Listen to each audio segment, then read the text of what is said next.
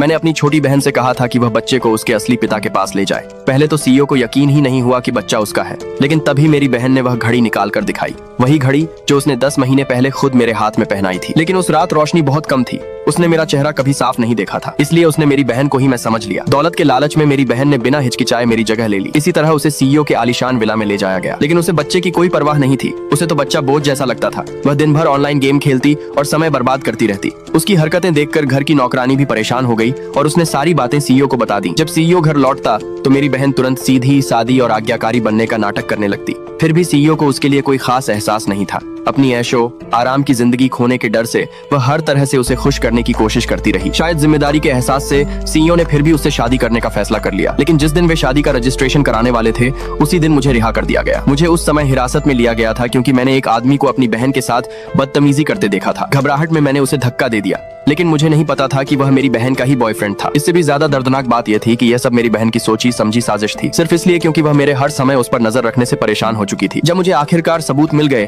तब मुझे एहसास हुआ कि मैं इतने सालों से कितनी मूर्ख बनी हुई थी। गुस्से में मैं उससे जवाब मांगने पहुंची। मुझे देखते ही वह घबरा गई। उसके पास खड़े सीईओ ने पूछा, यह कौन है? सच सामने आने के डर से मेरी बहन ने तुरंत झूठ बोल दिया, यह नई नैनी है जिसे मैंने अभी काम पर रखा है। फिर वह मुझे एक तरफ ले गई, रोने लगी और मुझसे विनती करने लगी कि मैं उसका साथ दूं। मेरा दिल फिर पिघल गया और मैंने एक बार फिर उस पर भरोसा कर लिया। लेकिन तभी सीईओ ने शादी के रजिस्ट्रेशन से पहले मेडिकल चेकअप कराने का सुझाव दिया। यह सुनते ही मेरी बहन के होश उड़ गए, क्योंकि उसने कभी किसी बच्चे को जन्म ही नहीं दिया था। जब सब लोग रिपोर्ट का इंतजार कर रहे थे तभी नौकरानी ने देखा कि मेरा बच्चा असामान्य रूप से गहरी नींद में सो रहा है। बच्चे के पास कुछ नींद लाने वाली कैंडियां भी पड़ी थी। तुरंत सबका शक मुझ पर चला गया और ठीक उसी समय मेडिकल रिपोर्ट भी आ गई। झूठ और धोखे का यह जाल अब टूटने वाला था और सच्चाई सबके सामने आने ही वाली थी।